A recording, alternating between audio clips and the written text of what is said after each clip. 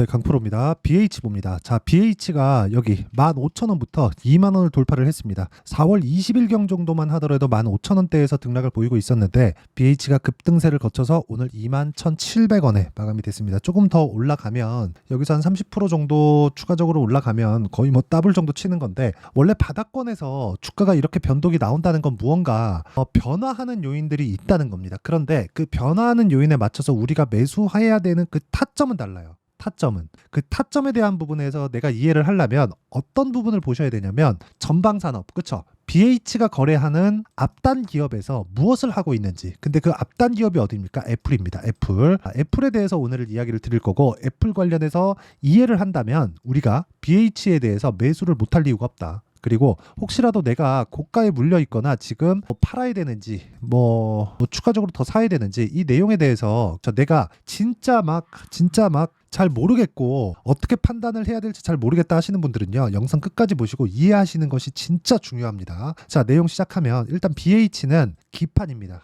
애플에서 사용하는 거의 모든 기판을 BH에서 만들고 있다고 보시면 되고요. 지금 애플의 실적이 좋지 않죠. 근데 실제 실적이 좋다고 표현하고 있습니다. 그건 왜 그런지 아십니까? 예상치를 낮춰놨기 때문이에요.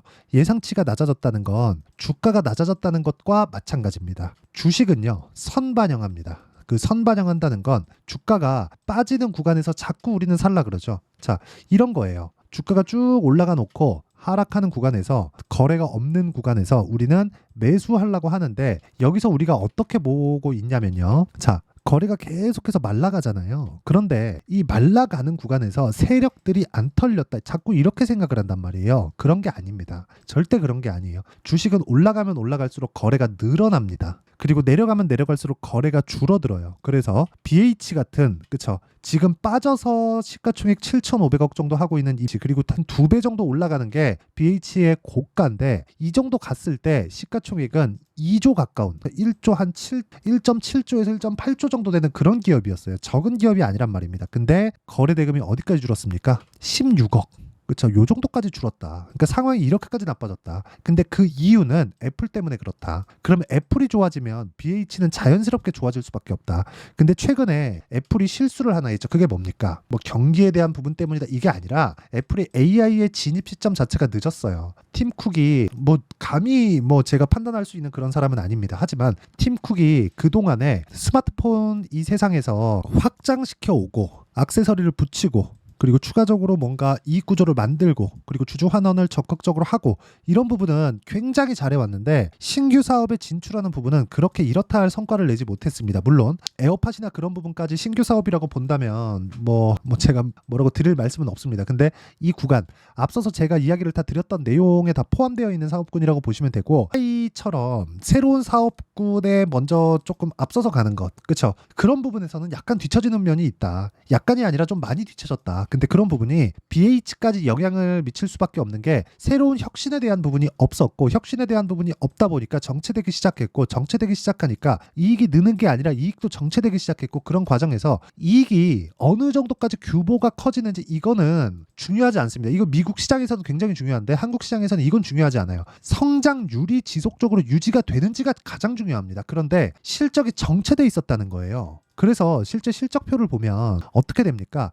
2021년, 2022년 실적이 실제 증가를 했죠. 근데 여기서 23년도에 역성장했잖아요. 이런 부분을 주가가 먼저 반영을 한 거예요. 그래서 실제 BH의 움직임을 보면 22년도에 33,000원 정도의 고가를 찍고 나서 쭉 빠진 것처럼 보이지만, 이걸 주봉으로 돌려서 보잖아요. 그러면 어떻게 되느냐? 월봉으로 보겠습니다. 자, 16년, 17년 애플이, 물론 이쪽에서도 너무 잘 나갔지만 애플이 계속해서 확장기를 달리던 그때, 그쵸, 확장기를 달리던 그때 굉장히 큰 폭의 상승한 부분을 회복한 것에 지나지 않는다. 즉 쌍봉을 만들고 빠진 거다. 이 구간에서는 당연히 애플의 실적 전환이 나오기 전까지는 절대로 올라갈 수 있는 환경이 만들어지지 않습니다.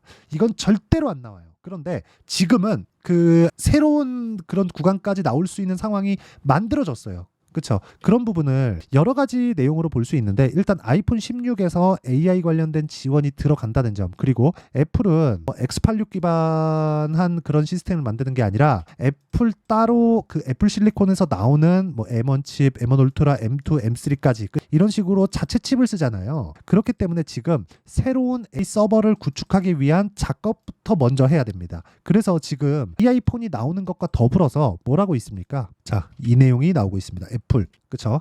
데이터 센터가 서버입니다. AI 반도체 개발 중 엔비디아와의 경쟁한다. 근데 사실상 이거는 경쟁하면 엔비디아가 긴장을 하겠죠. 애플 실리콘은 지금 세계 최고의 기술력을 가지고 있거든요. 지금 보면요, 엔비디아가 굉장히 최근에 주목을 받아서 그렇지 엔비디아는 GPU에 국한된 사업을 하고 있는 거고, 애플 같은 경우에는 범용적인 사업을 다 하고 있습니다. 근데 거기서도 거의 뭐 1등에 있다고 볼 수 있겠죠. 인텔을 앞섰죠. 물론 인텔은 그 X86이라는 막강한 우리가 지금 사용하고 있는 그 PC 기반의 시장을 가지고 있기 때문에 지금까지 버티고 있는 거지만, 시가총액을 보더라도 인텔과 애플의 시가총액은 거의 한 10분의 1 정도 차이가 날 정도로 진짜 어마어마한 차이를 보이고 있습니다.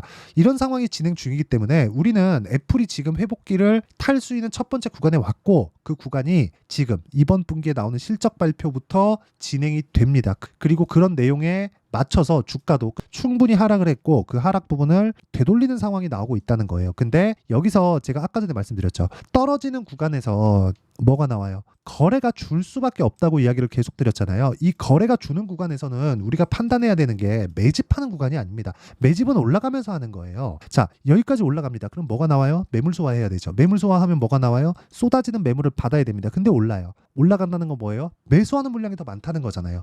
그럼 그거를 돌려서 생각하면 뭐예요? 매집하고 있는 겁니다. 그러니까 지금이 매집하는 구간이에요. 그래서 매집하는 구간에 우리가 따라서 하지 말자. 매집한 이후에 눌림목 구간을 줍니다. 그 눌림목 구간을 확인하고 매수할 수 있는 타점을 이해하는 게 중요합니다. 전반적인 산업 구조에 대해서는 제가 지금까지 다 이야기를 드렸어요. 애플이 최악의 상황을 반영한 상황이 만들어졌다. 그리고 실적에 대한 부분도 기대치를 넘어선 것은 맞지만 그 기대치 자체가 낮아져 있다는 부분이 있다. 즉 시장의 기대치도 없다. 하지만 AI 관련된 내용, 이것에 대한 기대감은 가지고 있다는 겁니다. 그런 부분을 우리는 BH 주가로도 확인해 볼 수가 있고, 이 구간에서 우리가 타점을 잡을 수 있었을 때 꾸준하게 수익을 낼 수 있는 상황을 만들어낼 수 있다는 겁니다. 그리고 이 타점에 대한 부분은 제가 확인시켜 드릴게요. 자, 어떤 식으로 매매를 진행해야 되는지. 자, 내용 보시면 YC 보세요. 어떻습니까? 계속해서 고가를 돌파해 가면서 올라가죠. 신고가, 신고가, 돌파, 급등 한 100% 올랐는데 이 100%의 수익을 다 먹을 수는 없죠. 하지만 올라가는 구간에서 매매를 했을 때 20%씩, 그리고 추가적으로 오늘 같은 경우에도 15% 정도의 상승 구간을 만들어냅니다. 그리고 이런 부분에 대한 내용을 제가 모든 분들이 참여할 수 있게 소통방에서 공유하고 있다. 10억 만들기 프로젝트를 진행하고 있으니까 구독과 좋아요 눌러주시고요. 상단에 있는 전화번호로 구독 또는 10억이라고 문자 보내주시면 제가 소통방 입장 링크를 순차적으로 공유를 해드리도록 하겠습니다. 일단 이게 다 구독자를 늘리기 위한 제 그 내용이니까 구독과 좋아요는 꼭 한 번씩 눌러주시고, 입장 링크를 공유해 드릴 수 있게 상단에 있는 전화번호로 구독이나 뭐 10억이라고 문자 보내주시면 제가 소통방 입장 링크를 순차적으로 공유를 해 드리도록 하겠습니다. 자, YC 오늘 15% 올랐는데 YC 정확하게 오늘 5월 7일 8시 48분 이렇게 장 시작 전에 공개된 내용이 있습니다. 실제 모든 분들이 참여할 수 있게 장 시작 전에 공개를 하고, 이렇게 할 수 있는 이유는 주식이 먼저 올라가는 상황을 만들었기 때문에 그렇습니다. 그쵸? 여기 지난 금요일 날도 나가고 오늘도 나간 재룡산업 같은 경우에도 보면 꾸준하게 매수하는 구간을 제가 만들어내고, 이런 상황을 어디서? 소통방에서 공유를 하고 있습니다. 상단에 있는 번호 확인해서 구독이나 10억이라고 문자 보내주시면 되고요. BH에 대한 타점도 소통방에서 다루지만 이렇게 타점을 잡는 원리에 대한 부분, 그리고 BH에 대한 실시간 타점은 여기 BH의 가격과 단기 보유 전략. 단기는 2주입니다. 2주 동안 내가 수익 볼 수 있는 가격대를 잡는 것. 하지만 2주의 기간은 오차가 있겠죠.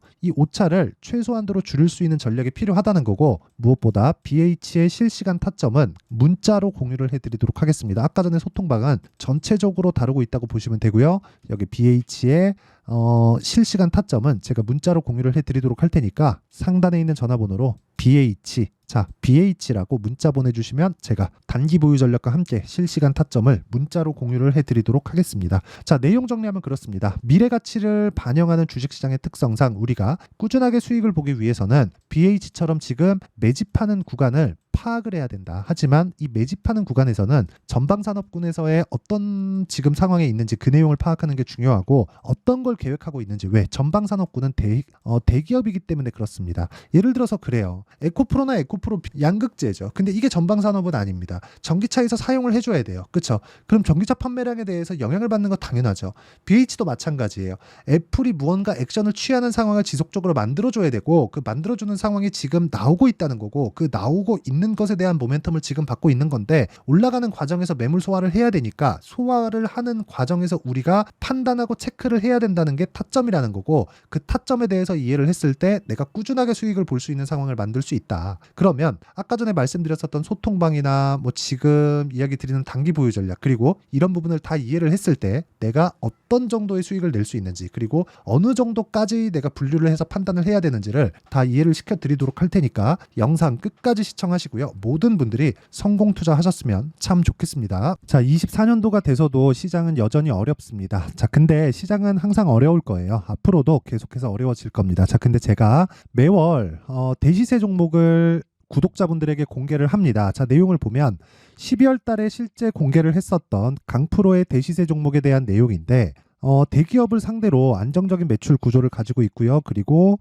현재 주요 거래처는 삼성전자, 인텔, 하이닉스, TSMC, 해외에 반도체 관련된 기업이라는 걸 알 수 있죠. 그만큼 1월 달에 제가 보고 있었던 종목은 반도체 관련주라는 걸 알 수 있습니다. 공개를 해드리면 이 내용입니다. 여기 어보브 반도체, 그쵸? 실제 제가 거래한 내용을 공개를 한 거고요. 수익에 대한 크기를 보면 공략한 시점, 제가 가격대를 함께 공개를 해드렸는데 공략한 시점부터 21%의 수익 마감이 된 것을 확인해 볼 수가 있습니다. 자, 근데 지금도 마찬가지입니다. 지금은 어떤 이슈가 있을까요? 2월 달에 발표한다는 기업 밸류업 프로그램이 있죠. 근데 그걸로 인해서 지금 2월 달에 발표한다고 이야기가 나온 상황이고요. 무엇보다 우리가 생각해야 될 내용은 한 가지입니다. 어떤 이슈나 그리고 어떤 상승할 수 있는 내용으로 인해서 주가가 올라가는 것은 맞죠. 하지만 가격이 먼저 반영한다는 걸 반드시 알고 있어야 되고 그런 내용에 대한 파악이 되었을 때 그쵸? 여기 어보브 반도체처럼 21% 그쵸? 대략 3에서 4일 동안 20% 이상의 수익을 먹을 수 있고요. 그리고 여기 HLB 같은 종목처럼 대략 일주일이 채 되지 않는 기간 동안 30%의 수익을 낼 수 있습니다. 자, 그러면 답은 나왔어요. 재료에 대한 부분보다 중요한 게 가격이다. 자, 근데 지금 시장에 쏠려 있는 게 뭐죠? 2월 달에 발표하는 기업 밸류업 프로그램에 대한 내용이죠. 자, 그러면 우리가 이쪽에다가 지금 집중을 해야 될까요? 그 내용을 한번 보겠습니다. 기아차의 차트를 보면요. 1월 24일 날 정부단에서 입김을 불어넣은 이후에 시세가 강하게 발생한 것처럼 보이지만 애초에 12월 달부터 신고가를 달성했다는 걸 확인할 수 있습니다. 자, 그러면 우리가 스케줄을 따져봤을 때 우리가 어디를 봐야 될까요? 4월 달 총선을 봐야 됩니다. 드디어 때가 온 거죠. 4월 달 총선이 끝나면 그 뒤엔 뭐가 있죠? 대선 전국으로 들어갑니다. 그러면 우리는 4월 달 총선부터 시작해서 대선까지 이어질 수 있는 종목을 찾는 게 정말 중요합니다. 그게 정부 정책의 방향과 그리고 스케줄에 맞춰서 가는 거예요. 정치적인 상황에 따라서 주가가 움직이는 걸 우리는 수도 없이 많이 봐왔기 때문에 스케줄에 맞춰서 가는 게 지금으로서는 답이 될 수 있습니다. 그리고 무엇보다 어느 정도의 시세를 내는지 그 첫 번째 단계인 상황을 그쵸 제가 12월 달 밝혀드렸었던 대시세 종목으로 이미 공개를 해드렸기 때문에 그쵸 어떻게 제가 매매를 했는지까지 다 보여드렸습니다. HLB처럼 그쵸 31.9% 걸린 시간은 4일밖에 되지 않죠. 이 종목을 제가 가격과 그리고 어떤 종목인지를 애초에 12월 달부터 공개를 한 겁니다. 자, 그러면 지금도 마찬가지예요. 앞서서 제가 말씀드렸었던 23년도에 했었던 여러 가지 종목들이 있죠. 한미반도체 같은 종목들도 여기 소통방에서 모두 공개를 해서 실제로 10,000원부터 60,000원까지 상승한 내역이 있고요. 왜 공략을 했는지를 제가 다 공개를 해드렸습니다. 근데 지금도 마찬가지라는 거죠.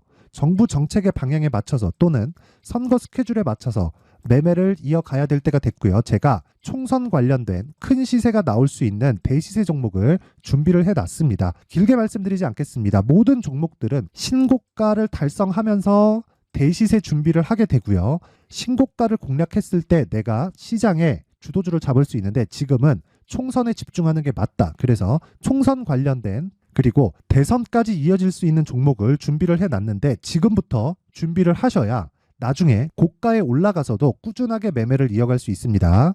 자꾸 막 손절하고 매매하는 과정에서 너무 어렵다 하시는 분들은요. 이 종목 딱 받아가서 큰 수익 내셨으면 좋겠고요. 이 종목은 상단에 있는 전화번호로 대시세라고 문자를 보내주시는 분들에 한해서만 제가 총선 그리고 대선까지 이어질 수 있는 종목을 공개해 드리도록 할 테니까 상단에 있는 전화번호로 대시세라고 문자를 보내주시고요. 그리고 구독과 좋아요 꼭 좀 부탁드리겠습니다. 시장은 정말 어렵습니다. 자, 그래서 모든 분들이 성공 투자하셨으면 좋겠고요. 기본적으로 가격에 대한 파악을 하면서 큰 수익을 내셨으면 좋겠습니다.